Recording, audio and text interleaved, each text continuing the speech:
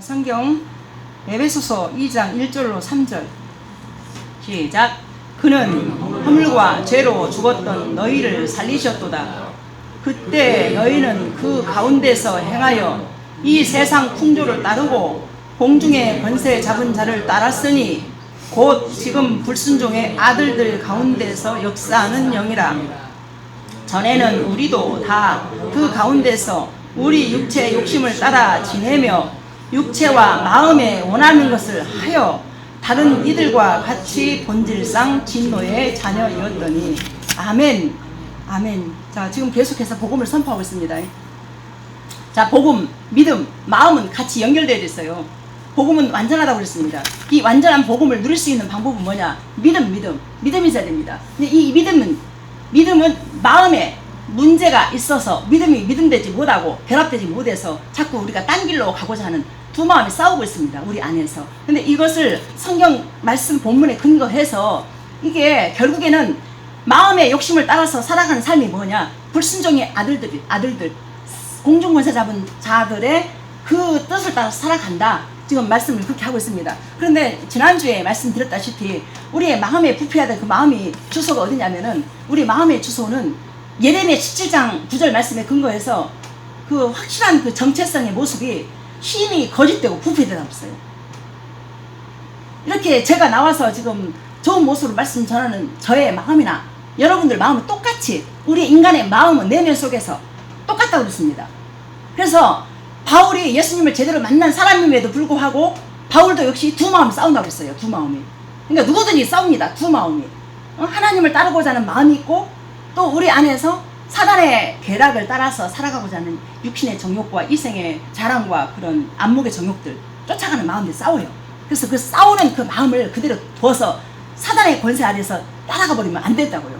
그래서 그 모든 것이 우리 마음에 문제가 있다. 그래서 마음의 결정을 딱 하고 이 자리에 나와버리면 문제가 안 돼요. 근데 두 마음이 싸울 때 딴 쪽으로 따라가잖아요. 그러면 그 마음이, 육체가 그래서 결국에는 마음의 종이랍니다.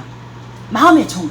마음을 딱 먹고 기둥을 딱 세워가야 우리가 불순종의 아들들 가운데서 역사하는 그 영으로 가는 것이 아니고, 생명의 성령의 법이 우리를 생명으로 이끌어 가시는 새하늘과 새 땅까지 가도록 이끌어가는 그 거기에 동참하는 것이 바로, 일단은 복잡하게 생각할 것도 없이 이 자리에 나와서 예배를 드리는 거예요. 그래서 예배를 드리면서 하나님 찬양하고, 하나님 맞습니다. 제가 그 죄 가운데 살다가 이렇게 나왔습니다. 그래서 저를 사망으로 끌려가는 사단의 권세에서 이미 예수님께서 십자가 피 흘려 주셨기 때문에 이 자리에 나와서 예배 드립니다. 하나님 계속해서 그 음성만 듣고 따라갈 수 있도록 도와주십시오.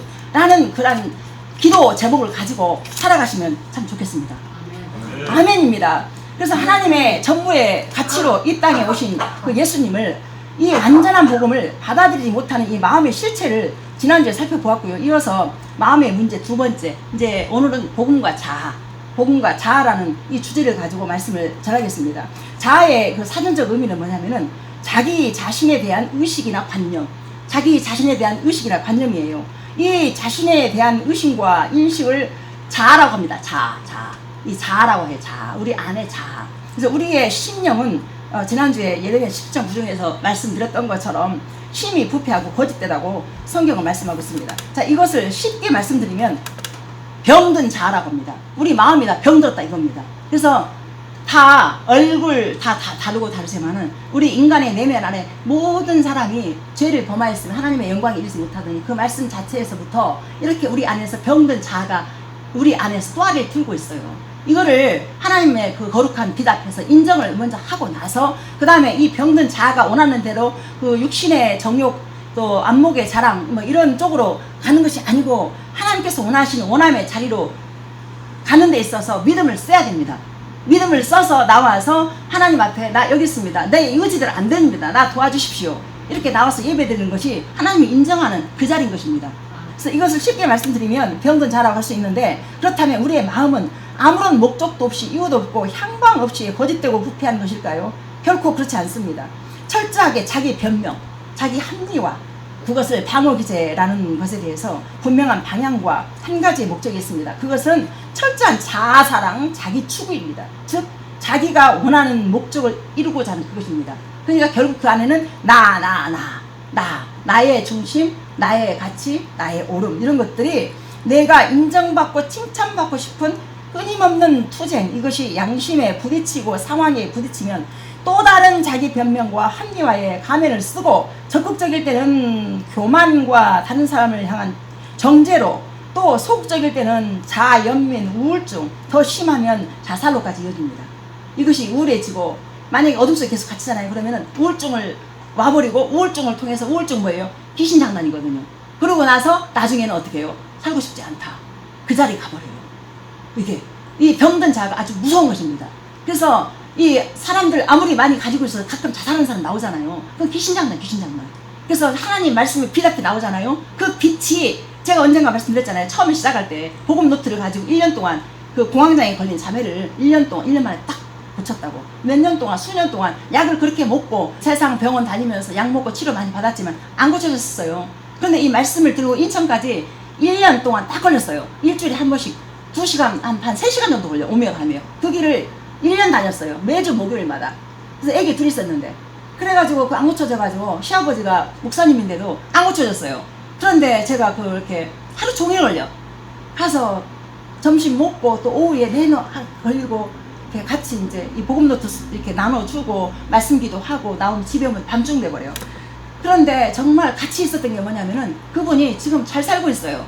이같이 말씀은 생명이 있기 때문에 이 말씀만이 우리 안에 병든 자아를 치료할 수 있다는 것입니다. 그래서 이것을 갖다가 두 마음이 싸우면서 어둠으로 가가지고 우울증으로 가가지고 자살까지 이어지는 지옥이 아니라, 이 마음을 갖다가 내 마음이 이렇습니다. 나는 그러한 고백을 통해서 그 빛 가운데 나와서 그 어둠을 몰아내야 된다는 것입니다. 이 병든 자아를 그대로 두면 안 된다는 것입니다. 방치하면 안 됩니다.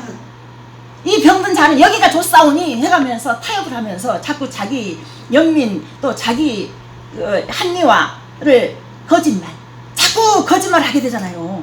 나도 모르게. 성도님은 모르시겠지만 다 알고 있어요. 이거 하나님이. 아멘입니까? 인정하는 그 자가 그 죄가 있는 곳에 은혜가 다하다고, 그 은혜 속에서 하나님 역사합니다. 그래서 그거를 죄를 지었다고 우리는 정지할 필요는 없는 거예요. 저한테 미안할 것도 없는 거예요. 왜냐하면 하나님 앞에서 정직하게 나오셨으니까. 지금 현재가 중요한 것입니다. 그래서 그거를 인정을 하셨기 때문에 우울증까지 걸려가지고 자살로까지 이어지는 그러한 것이 없으리라 믿습니다. 그래서 결국엔 이것이 끝이 결국 어디냐면은 자사랑 자추구인 것입니다. 나 사랑. 왜냐하면 내가 옳고 내가 살아가는 그것이 너무 옳기 때문에, 나라는 것이 이제 무너지지 않기 때문에 그것이 그렇게 된 것이에요. 자추구라고.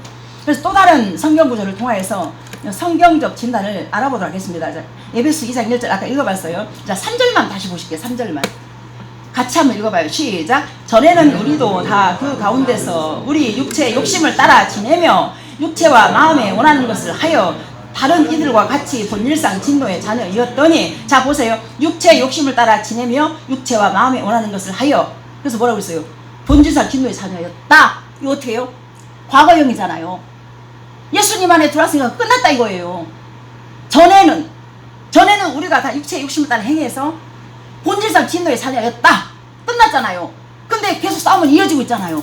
이거 어찌하면 좋겠습니까?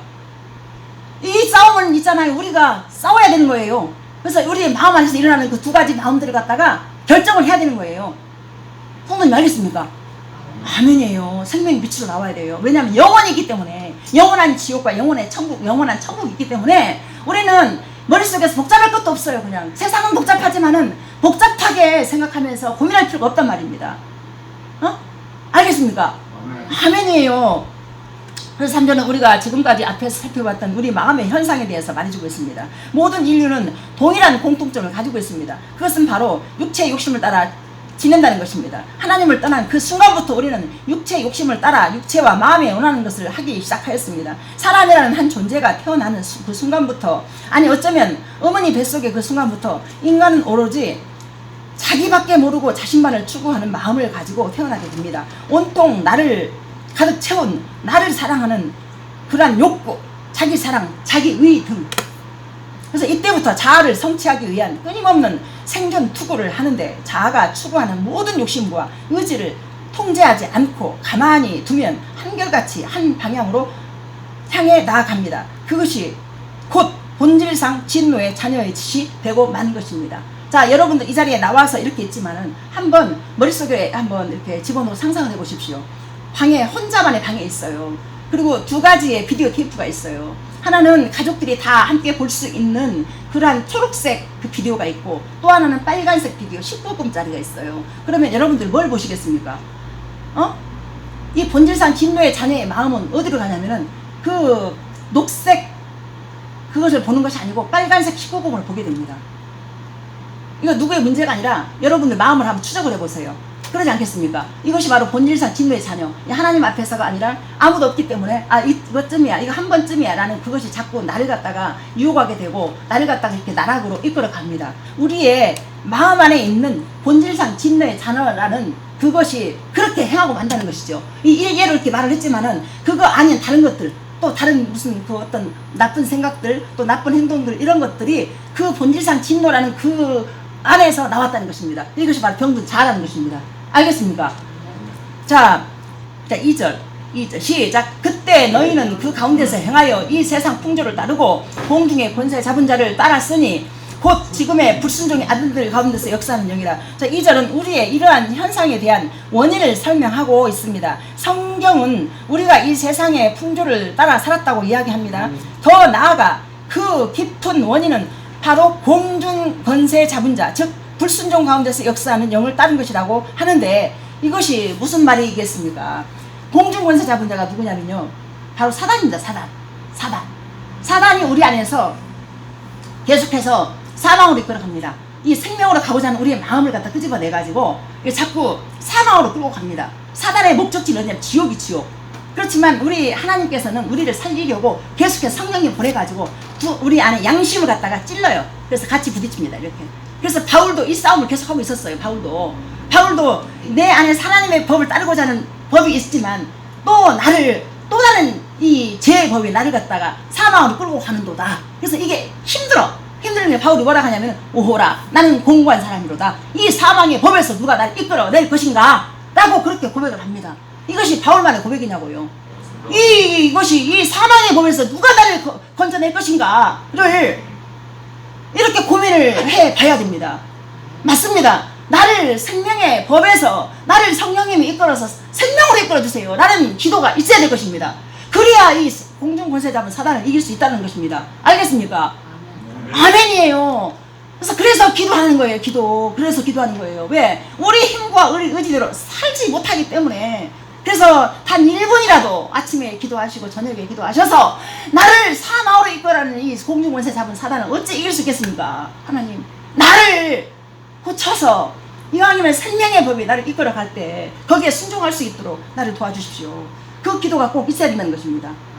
아멘입니다. 그 자리로 가야 되는 것입니다. 그래서 우리가 육체와 마음에 원하는 것을 하여 하나님을 대적하여서 살았던 원인이 바로 사단을 따라 살았기 때문이라고 성경은 말씀하고 있습니다. 이것은 단순한 우리의 성격의 문제가 아니에요. 상황의 문제가 아닙니다. 바로 영적인 문제라는 것을 말하고 있습니다.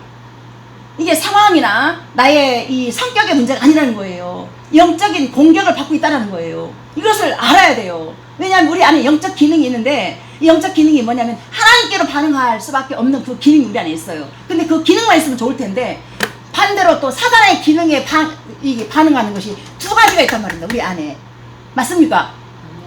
자, 이렇게 말하는 저도 있잖아요. 어저께 남편하고 싸웠어요. 왜? 내 안에 이런 기능들이 저도 완벽하지 못하기 때문에 싸움 나요. 그런데 이것을 싸움으로 끝나버리면 또 끝나는 거예요. 너한테 사과하려면 막 자존심이 막 올라와, 상해. 근데 아닌 거예요. 그래서 어제 밥도 안 먹고 나간다고 승리를 해서 그러는 거를 내가 전화해서, 내가 미안해, 내가 잘못했어, 얼른 와, 마음 추스고 빨리 밥 먹어. 이 속에서는 막 자존심이 상해가지고 정말 내가 왜 전화를 해야 돼, 막 이런 마음이 막 싸우는데 아닌 거예요. 그래서 얼른 네 미안해, 얼른 와서 밥 먹어. 그렇습니다. 제가 완벽해서 이 자리에 있는 것이 아니에요.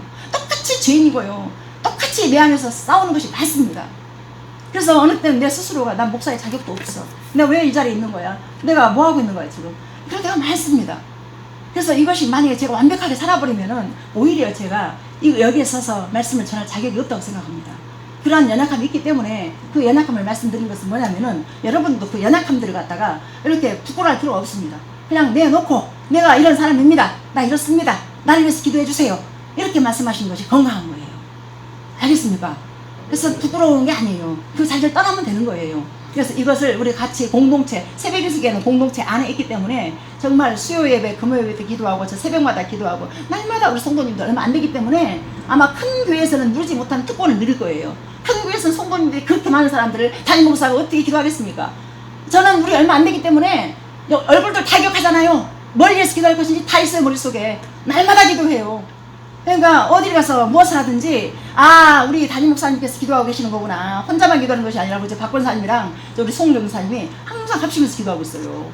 잊어버리지 마시고 항상 우리 교회를 기억하시면서 마저 생명의 복음의 말씀 그 교회에 가서 하나님을 찬양하고 내가 예배의 자리에서 하나님 꼭 만나야 되겠다 그 열망으로 계속 살아가시면 참 좋겠습니다. 자, 알겠습니까? 자, 그렇다면 이 큰 문제의 근원은 창세기의 선악과 사건까지 거슬러 올라가 봐야 될 것입니다. 이 죄는 뱀의 유혹을 통해서 인간의 생명으로 들어와 버리고 말았습니다. 그저 단순하게 선악과라는 그 과일을 뱀의 유혹에 빠져 먹었던 사건이라고 보기보다는 하나님을 밀어내고 내가 하나님처럼 되겠다는, 내가 왕이 되겠다는 무서운 반역이었던 것입니다. 이것이 죄의 뿌리이자 음모였습니다. 그래서 이 창세기 3장 1절에 보면 뱀이 하나님의 지으신 들짐승 중에 가장 간교한 자다. 그래서 이 하와에게 다 와가지고 뭐랬냐면은 이거 보세요. 유혹을 해요.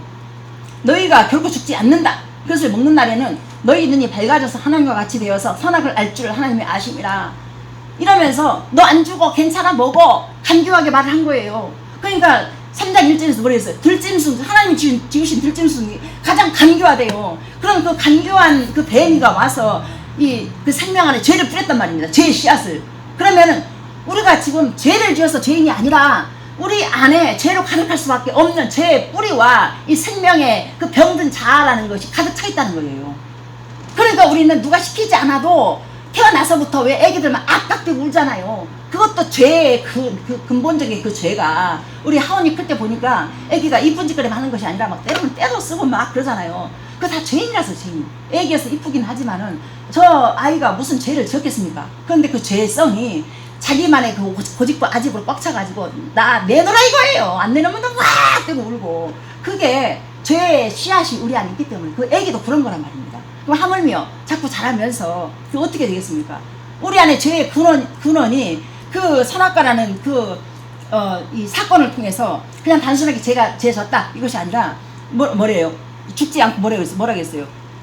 하나님과 같이 돼요. 하나님과 같이 돼요. 하나님과 같이 될 수 있다고 하니까 이거 먹었어요. 그러니까 이게 뭐예요?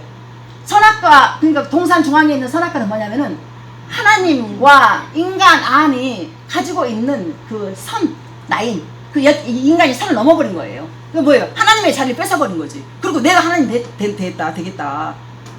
내가 하나님의 왕 자리에 올라가서 그렇게 높아져 버린 거예요. 인간이. 그러니까 어떻게 해요? 그래서 자문에 나와 있잖아요. 자기가 제일 잘났다 이거야. 그래서 하나님을 밀어낸 그 자리에 내가 앉아가지고 내가 왕이 된 거지. 이게 병든 자. 그러니까 이것이 이제 아까도 제가 설명했지만은 이것이 적극적으로 나타날 때는 교만하고, 그러고 나서 어떻게 아랫사람 밟으면서 나 외에는 다른 사람 안 보여요. 그냥 내 중심적으로 돼버린 거예요. 그래서 이걸 속 찌를 때는 어떻게 된다 했어요? 우울증 걸리면서 그 다음에 자기 연민에 빠져요. 그러고 난 다음에 더 깊어지면은 이제 자살까지 간다라고 그랬습니다. 자, 그래서 인간의 가장 뚫어진 이 죄의 특성은 자기 마음대로 나의 옳은 대로 행하고자 하는 그 욕구가 가득 들어 있습니다. 이것은 무적행 같습니다. 이것을 채울 수 있는 방법은 없습니다. 무적행처럼 이 마음 안에 이 죄성은 그 욕심이 꽉 차가지고 이걸 채울 수 있는 것은 아무것도 없단 말입니다. 우리 거제도에 사는 집사가 몇 년 전에 그런 일이 있었어요. 아파트 붐이 일어나가지고 자기 친구들이 무슨 아파트를 사가지고 막 얼마큼 올랐네 어쩌네 사방에서 막 그런 게 있었어요. 그런데 동생 집은 아파트가 아니고 빌라인데 아파트 같은 빌라. 근데 참 이게 풍경이 산으로 딱 병풍처럼 있어가지고 앞에를 열면 바다가 보이고 뒤는 산으로 있어가지고 참 집이 좋아. 근데 동생은 항상 언니 나는 내 생활이 만족해. 내 집이 너무 좋아. 그러니까 자기 형편과 처지에 맞춰서 이것이 욕심으로 가득한 무적인 같은 이 병든 자아에다 채우려는 그 욕심은 자꾸 남이 잘 되는 것을 보면서 이것이 부러워서 거기 따라가려고 막 쫓아가요. 그러니까 어떻게 돼? 늘 불행한 거예요. 자, 나가 현실 속에서 이 내 안에 감사를 가지고 살아가면 남이 안 보이는 거예요. 그런데 이것을 무적인 같은 죄에 병든 자아 안에는 그 남을 바라보면서 그렇게 되고자 하는 그 열심이 나를 죽이는 거예요, 결국에는. 아멘.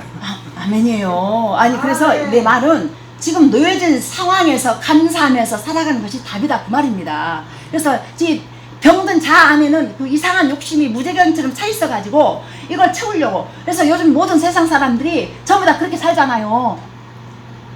자꾸 남이 집 큰 데로 가면 나도 큰 집 가야 돼. 그렇기 때문에 막 기지게 열심히 해가지고 빚내가지고 남이 차 사면 또 저 좋은 차 사야 돼. 그럼 또 그것도 막 따라가요. 그러니까 결국은 어떻게 해요? 그걸 막 그 내 자아의 그 욕구를 채우려고 보다 보니까 어떻게 돼요? 가랑이 찢어지는 거죠. 그러고 이제 병 나가지고 이제 나중에는 그냥 그러는 거죠. 그래서 이왕이면 주어진 현실 속에서 하나님 잘 믿고 그냥, 그래서 우리 마음의 병이 있는데 뭐냐면은 마음이 기쁨이 없어요. 근데 제가 그러잖아요. 저는 있어 본 적이 없었지만 내 마음에 기쁨이 채워지니까 다 가졌다, 그 말입니다. 가지고 있지 않아도 괜찮습니다. 뭐가 없어도 괜찮아요. 마음에 하나님 주신 기쁨이 있으면 된다, 이겁니다. 그래서 오두막집에 살아도 기쁨을 가지고 살면 그것이 하나님의 은혜가 그곳에 머무른다, 그 말입니다. 알겠습니까? 큰 집에 살면서 우리가 병든 자아 속에 채우려는 그것은 끊임없이 더 큰 집 살라고 그러고 끊임없이 더 많은 걸 모으려고 그러고 잡혀지고 보여지는 그 어떤 것에 대해서 쫓아가고자 하는 이 병든 자아의 이 욕구는 무적인 같다, 이 말입니다. 채울 수가 없습니다. 아멘입니다. 그래서 사단은 하와를 속였을 때와 같이 동일하게 우리의 마음을 부추기며 헛된 자아의 허상을 만들어 우리를 사망으로 끌고 가고 있는 것입니다. 그렇게 끌려갈 수밖에 없는 내 마음의 상태를 한마디로 병든 자아라고 합니다. 병든 자아. 자, 그렇다면 지금까지 내가 사랑하고 아껴왔던 나라는 존재는 누구인가? 여러분 자신 스스로를 어떤 사람이라고 생각해 봤습니까? 자, 모든 사람들은 그것이 옳든 그르든 자기 자신만의 그 나름의 자아인식을 가지고 살아갑니다. 예를 들어서 나는 키가 너무 작아요. 나는 너무 키가 크다. 나는 뭐 성격이 좋아요. 나는 뭐 얼굴이 커요. 나는 모범생이에요. 나는 참 뭐가 부족해요. 뭐 어째요. 막 이런 것들 있잖아요. 이런 것들을 가지고 있어, 자인식 안에. 나의 이러한 자아를 건드리면 성질을 내고 화를 내면서 반응을 하는 것입니다. 또 누군가는 자신의 이러한 자아인식 때문에 우울증에 걸리기도 합니다. 자, 그렇다면 그 사람들의 자아인식은 과연 어디서부터 시작되었을까요? 우리 안에 자아인식이, 여러분이 가지고 있는 자아인식들을 생각해 보십시오. 여러분들의 외모, 성격, 장점, 단점 등에 이 대한 인식들을 과연 어디로부터 생겨난 것일까요? 우리의 자아인식은 진리로부터 생겨난 것이 아닌 죄된 세상에서 세속적인 교육들과 또 언론, 매체 등을 통해서 형성되어진 것입니다. 그리고 어릴 때부터 들어온 사람들의 이야기를 통해서 형성되어 온 것입니다. 정리해 보겠습니다.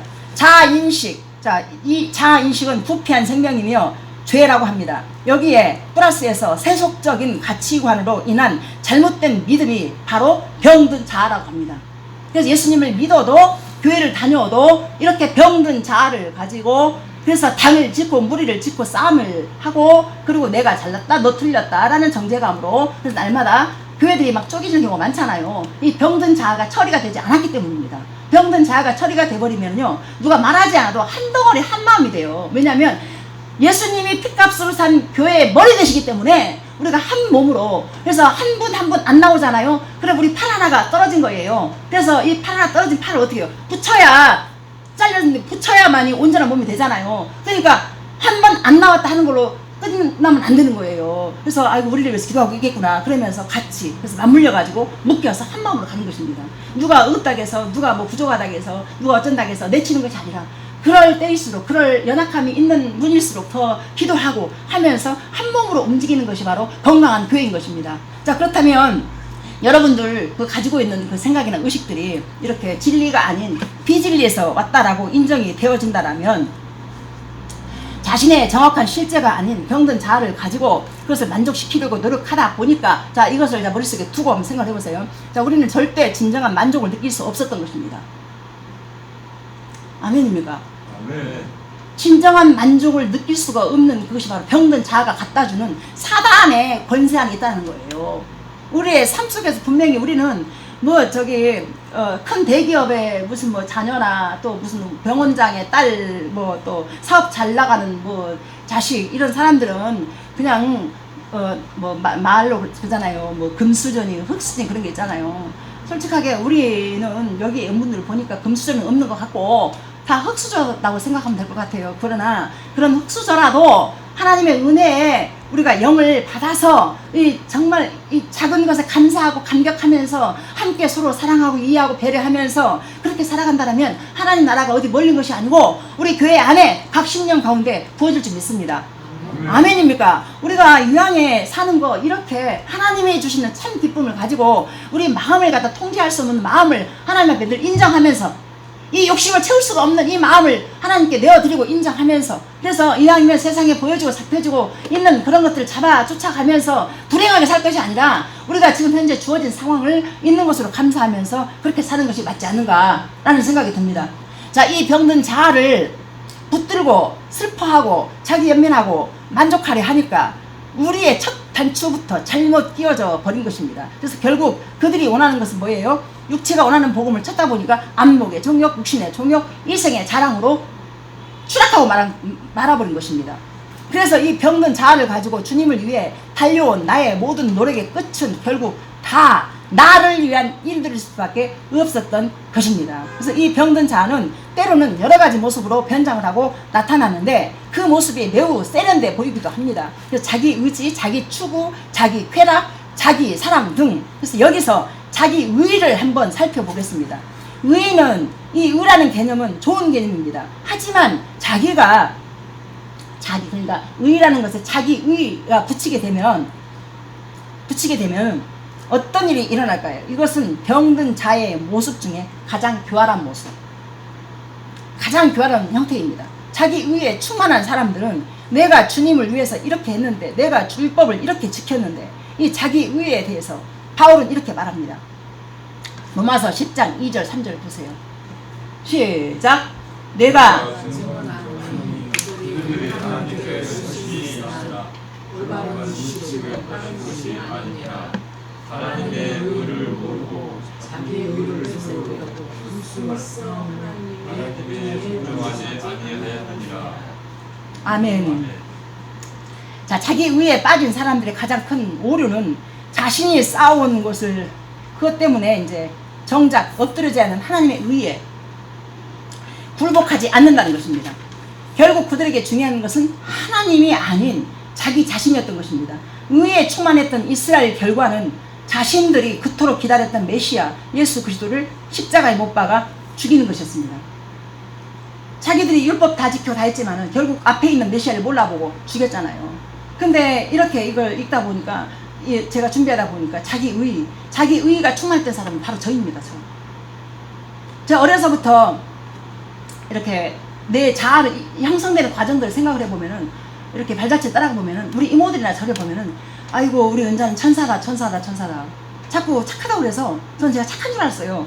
그래서 물론 착하게 살았어요. 그래서 공부도 열심히 했고 공부 잘했습니다. 그리고 천사다 하고 그러니까 그리고 또 사람들이 뭐 일 잘하면 칭찬해 주더라고요. 또 공부 잘해서 칭찬을 해줘요. 그게 너무 좋았던 거예요. 그래서 열심히 최선을 다해서 엄마가 저 뭐 설거지라 그러면 만약에 싫다 그러면 맞아요. 우리 엄마 많이 맞았어요. 그리고 안 맞으려고 막 열심히 해. 그러면 또 우리 엄마가 기분이 좋아져. 그럼 그거 보고 또 우리 동생이랑 같이 밭에 가서 밭도 메고 오고. 그럼 엄마가 기분이 좋아. 근데 엄마가 마음 상하잖아요. 막 맞아요. 그래갖고 그거 안 맞으려고. 그래서 동생이랑 엊그제 그 얘기했어. 그래서 야 내가 설교를 준비하다 보니까 이게 착했던 모습이 아니라 이제 방어 기제가 생기는 거죠. 이 자아 안에 인식 안에 그렇게 해서 내가 만들어지는 거예요. 그래서 아 나는 착한 사람이다. 나는 잘 살았던 사람이다. 그리고 이 남편 만나가지고 뭐 예수님밖에 모르고 교회밖에 모르고 또 어디 예배밖에 모르고 기도밖에 모르고 왔다 갔다 했는데 하나님이 그걸 딱 허물어요. 그래서 왜냐 이거 왜 허무냐 내 의의가 쌓아졌기 때문에 이게 자기 의라고 자기 의. 그러니까 하나님 내가 이렇게 했는데 내가 저렇게 했는데 하나님 내가 이렇게 했는데 내가 왜 이래야 됩니까 막 이렇게 하나님 막 대적을 하는 거예요. 그래서 하나님의 의에 복종하지 못하는 내가 바울이 아니고 저인 거예요. 저 바울도 그러니까 바울도 지금 그런 고백을 하잖아요. 자기 의만 높아져가지고 하다 보니까 하나님의 의에 복종하지 않는 내가 내 안에 있었구나 이렇게 되는 거예요. 그래서 하나님의 일을 하다 보면 권사님이 아마 그 체험을 많이 했을 거예요. 열심히 한다는 사람들이 소리가 더 많잖아요. 안 그래요? 자기 하나님의 의의 일을 복종하는 사람은 겸손이에요. 겸손하게 그게 나타나는 거예요. 은혜가. 근데 그 내 의의를 쌓다 보면 어떻게 해요? 내가 이렇게 했잖아요. 목사님한테 덤비고 내가 이렇게 했는데 나한테 왜 이러십니까? 막 이렇게 되는 거예요. 근데 이걸 제가 진짜 제 몸으로 경험하지 않았으면 저도 하나님 앞에 내가 하나님 이렇게 했잖아요. 내가 이렇게 밤새워 기도했잖아요. 내가 이렇게 하나님 이렇게 했잖아요. 저렇게 했잖아요. 나 참 전도도 막 지하철 전도하고 거리 전도하고 전 뭐 아주 완전히 미쳤던 사람이었어요. 진짜 이렇게 했잖아요. 저렇게 했잖아요. 나도 모르게 기도하면서 하나님 내가 이렇게 했잖아요. 왜 나한테 이러십니까 막. 근데 결국 보니까 그게 병든 자아를 가지고 있는 내 의를 쌓아가는 거죠. 하나님 만났지만 그 과정을 지나오고 보니까 아하 이런 거였구나. 그래서 병든 자아는 교회 다닌다고 해서 그거 없는 게 아니에요. 그래서 꾸준히 끊임없이 어제도 제가 싸웠다 했잖아요. 제 안에 그 병든 자아라는 이것이 계속해서 이게 우리는 이미 죄라는 그것이 생명 안에 들어왔기 때문에 조금만 살피지 않잖아요. 우리 밭 제가 농사 어렸을 때 지어봤잖아요. 밭 메고 다 풀 메요. 근데 며칠만 안 가잖아요. 풀이 또 쑥 자라있어요. 이게 무슨 말이냐면 정집사님 이게 뭔 말이냐면 밭에 우리 옛날에 농사 지어봤잖아요. 옛날에는 호미로 다 했어요. 한 3일 정도 안 가면은 쑥 자라있어. 그냥 땅도 저주받아 놨기 때문에 우리가 수고하지 않으면 그 열매를 거둘 수가 없는 거예요. 수산물을. 그러니까 우리 마음도 병을 가지고 있어. 병든 자라는 그것이. 그래서 우리가 말씀과 기도로 살피지 않잖아요. 나도 모르게 이 마음 안에서 이 잡초가 올라와요. 그럼 어떻게 돼? 이게 싸움이 안 되는 거예요. 그러니까 짜증이 먼저 나오고 화가 나고 돈이 나고 하는 이것이 그냥 이렇게 버려두면 안 돼. 아 내가 내 마음에 이 잡초가 자랐구나. 그걸 원래 뽑아내야 되는데 어떻게? 말씀과 기도로. 알겠습니까? 여러분들 살 때 맨날 기분 좋은 일만 있습니까? 나쁜 일도 있잖아요. 근데 그 나쁜 일들을 갖다가 그냥 뭐 어저께 남편하고 싸우고 보내놓고 잠깐 기도해서 앉아갖고 아이고 하나님 내가 큰일 났습니다. 이거 내일 말씀 준비해야 되는데 내가 이런 마음으로 어떻게 준비해서 전하겠습니까? 하고 오토바이 타고 밥 먹으러 왔다가 쌈 나가고 나 밥 안 먹어! 나갔어요. 그래가지고 전화해서 잠깐 기도하고 내 마음이 또 바뀌어지는 거예요. 내가 미안해. 오늘 와. 오늘 식사하세요. 그래서 잠깐이지만은 총알 기도라도 해서 그러고 나 하나님 내가 이렇습니다. 나 좀 도와주십시오. 그래가지고 또 이렇게 싸움이 또 전결되는 거예요. 이걸 내 마음 안에서 자존심이라는 그 의의가 올라와가지고 막 수화기를 자꾸 던져 떨었어요. 전화해야 되나 말아야 되나. 이랬어요. 근데 전화했어요. 그러니까 빛이 들어오는 거지. 그래서 이제 참아지는 거고. 그렇지만 한 번 또 그런 일이 생기면 나도 모르게 내 안에서 아이고 가슴 쉬면서 나 혼자서 또 울어요. 이러지 말아야 되는데 내가 왜 이러나 모르겠다. 이렇게. 물론 싸움의 원인을 찾아보면은 뭐 네가 옳다 내가 옳다 그런 게 있어 수면이 올라오지만 결국에는 이것이 내 의의를 갖다 부시는 하나님의 그 손길을 제가 보는 거죠.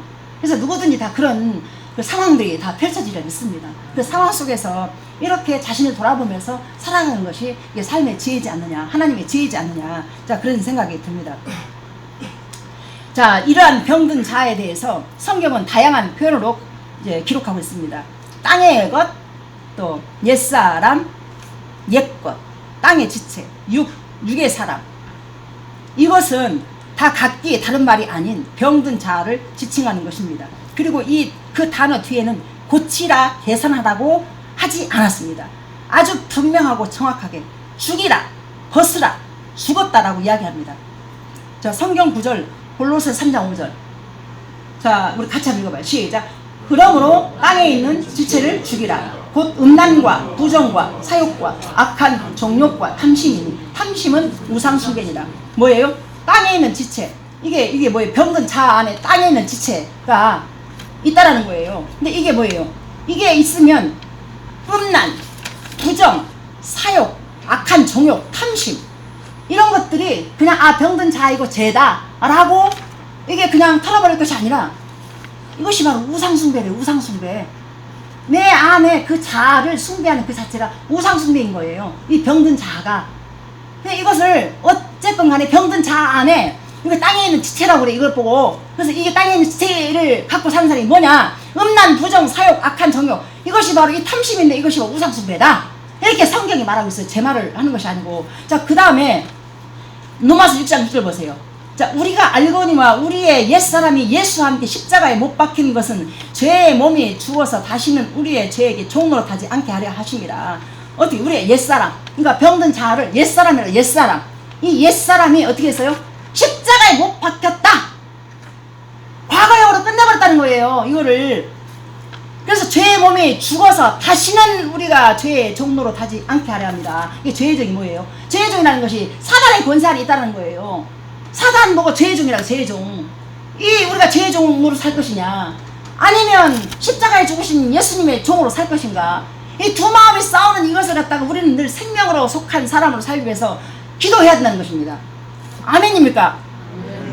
자, 인생에 단 한 번도 나의 병든 자의 죽음을 경험해 보지 않고 무엇이 바뀌어야 하는지 알지 못하고 그저 대강 생각나는 대로 죄만 회개하고 주님을 위해서 살아드리려고 노력하니 이 얼마나 눈물겨운 노력과 최선인가요?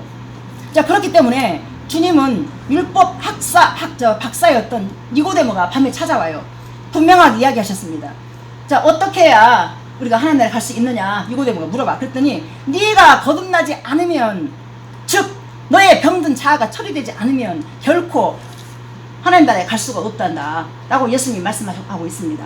이 병든 자아에 대해서 내가, 그러니까 나 이런 죄 졌어요, 저런 죄 졌어요, 이렇게 하는 것도 중요하지만은 내가 하나님 앞에서 철저하게, 처절하게, 하나님 맞습니다, 내가 이 병든 자아로 인해서 내가 이러한 악이 내 안에 있기 때문에 나를 허물어 주셔서 내 안에 생명의 성령의 법이 나를 이끌어 주셔서 이렇게 나를 하나님 나라의 가치로 살아갈 수 있도록 도와주십시오 라는 그 기도가 필요하다는 것입니다. 네. 여러분 그 자리로 가야 돼요. 그 자리로 가셔서 여러분 이 죄를 해결해야 됩니다. 해결해서 이 땅의 가치가 얼마나 아무것도 아닌지, 이 땅에 보여지는 것들이 분명히 우리가 잘 살아봐야 70이 강건해야 80이라고 그랬어요. 정말 세월 순삭갑니다. 그래서 우리의 이 병든 자아는 분명하게 처리되어야 합니다. 통째로 박살나야 하는 것입니다. 다윗이 왜 그토록 사울을 통해서, 압살롬을 통해서 철저하게, 아주 처절하게 마음이 깨어져야만 했을까요? 다윗 안에 또 다른 사울을, 즉 병든 자아를 처리해야만이 생명의 통로로서 하나님께 합한 자로 살아갈 수 있었기 때문입니다. 다윗을 그냥 사용하지 않았잖아요. 다윗을 하나님께서는 다 깨뜨렸어요. 사울이라는 사람을 붙여서, 압살롬이라는 그 아들을 붙여서, 그래서 마음을 깨뜨려서. 그래서 여러분들 각자 처한 상황 속에서 많은 어려움을 겪어내며 살아가고 있다는 걸 알고 있습니다. 어떤 상황을 만난다 할지라도 이 완전한 복음 되신 예수 그리스도, 이 복음을 마음으로까지 믿어지는 은혜가 부어진다라면 그 어떤 것도 나의 삶에 장애가 될 수 없다는 것입니다. 아멘입니까? 이 복음의 능력이 여러분들 각자의 신령과 처소 속에서 분명하게 역사할 수 있기를 예수님의 이름으로 축복합니다. 그래서 우리의 소망은 눈에 보여지고 잡혀지고 만져지는 어떤 것이 아니라 눈에 보이지 않는 영원한 그 하나님 나라 가치로 그 소망 주시려고 행하신 십자가의 도, 그 도입니다. 그래서 믿는 자에게만, 오직 믿는 자에게만 그 능력이 되는 것입니다. 여러분 그 예수님의 이름을 힘입어서 그 믿음이 있기 때문에 이 자리에 나오지 않았습니까?